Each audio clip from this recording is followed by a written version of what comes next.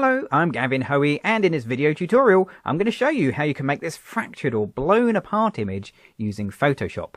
And you'll need two other things. The first thing is time, because this isn't a quick tutorial. It will take a little bit of time to put together. And the second thing is spatter paintbrushes. Now these are custom paintbrushes that you can download from all over the place on the internet.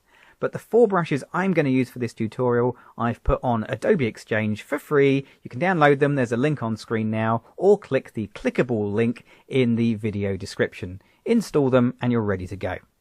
Okay, now it doesn't start with this picture, it starts here with a basic white background picture, and I'm going to use the quick selection tool to select our subject.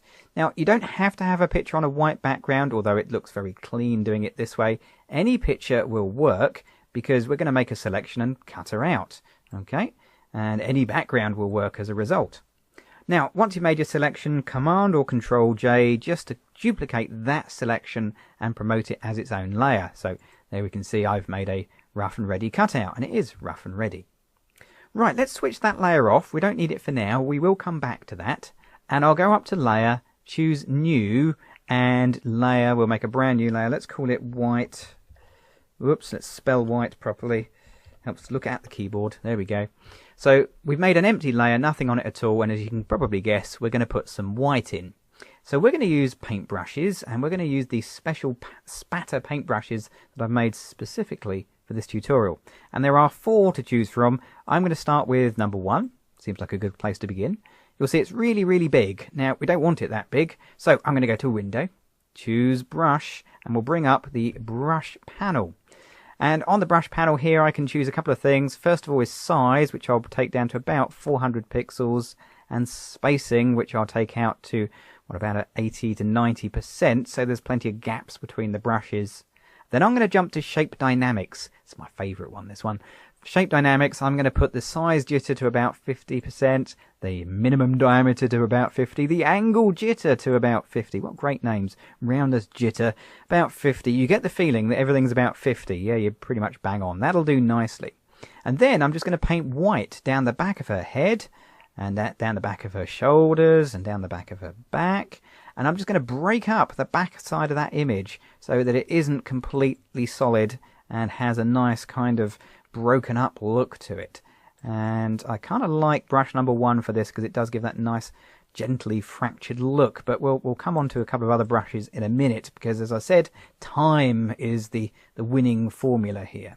But this just gets us as a starting point like that. Okay, so that looks pretty good, and let's just go and grab brush number three, I think, for this one, which again is quite big. So we'll jump back to the brush panel, and we'll do the same as we did before. We'll make it a lot smaller, about 400 pixels in my case. We'll take the spacing up, and that needs quite a bit of spacing, and we'll flick on Shape Dynamics. Now, Shape Dynamics should remember where the sliders were, so that's kind of handy. And we'll just put a bit on here. Now, this is a much more aggressive brush, so it works much faster and breaks the image up much more. Let's take quite a bit of a chunk out of her shoulder, I reckon, there, and maybe a large bit of her back, because these are the bits that are broken off and are going to be flying through the air, or at least they will be when we've done the next step. And we'll come around down onto her leg. I'm not going down as far as her feet, you'll notice, because I want a little bit of reality in the picture still in a few places. Okay, there we go. That looks pretty good. Okay, so broken up, that looks very nice indeed. We're getting along in the right direction. Now, remember that cutout we made right at the beginning? Well, we're going to go to that layer, Command or Control J to copy that layer once again, turn on the visibility, and then use a bit of Free Transform, Command or Control T for Free Transform, and we'll start to stretch it out. Okay, we're going to end up with this kind of odd-looking sort of 80s pop video effect where you have multiple people at different sizes. Yeah, if you get that, you're in the right place. But there's still quite a large gap around here where her knees are bent. So I'm going to take this a stage further by going to Filter and Liquify. I love Liquify. It's a great fun filter because I can use the forward warp tool and just sort of warp it around. In fact, if you ever wanted a tutorial on how to make people look bigger, how to gain weight, then this would be a great tutorial for it. Don't think anybody really wants to gain weight. I think I'd personally rather lose it, but there we go. That looks okay. And whilst we're here, we'll kind of mush up the the picture a bit as well, because this is going to be, rather than a large person, it's going to be little bits of people of clothing flying through the air. So they're all going to be in slightly different positions. So we'll just kind of move things around and click OK. Now, that amount of distortion on a high resolution image like I'm using here is going to take a little bit of time to render. And there we go. So we now have a very large person and a very normal sized person. Let's hide the large person. Let's go up to layer, and we'll go to layer mask and then use a hide all layer mask. So that puts a black layer mask over the image, and we don't see the large person anymore because we're not going to see her all. We're only going to see bits flying off. And to do that, we need a paintbrush. And, well, not just any old paintbrush. It's going to be our spatter brush again. So let's go find that. And, well, we used 1 and 3 last time. So let's use brush number 2 this time round. Now, brush number 2 is great, but it all seems to be flying towards the right-hand side.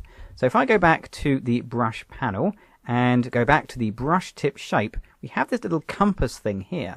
If I rotate the compass in the opposite direction, it rotates my brush. And I can rotate my brush any way I like. Let's make it a little bit smaller, like that, and we'll angle it up a little bit more. And with one click, making sure I'm working with white as my foreground colour, otherwise you won't see anything, I can have little bits flying off the back, like that.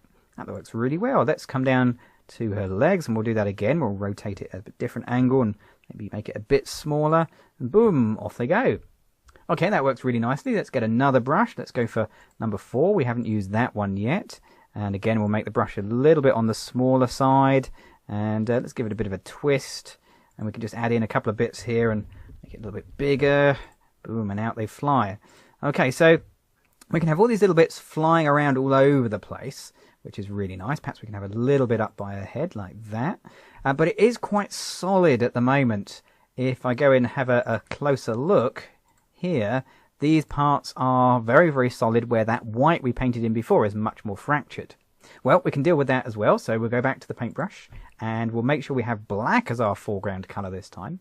And I'll choose brush number 1 because it has a nice kind of floaty feel.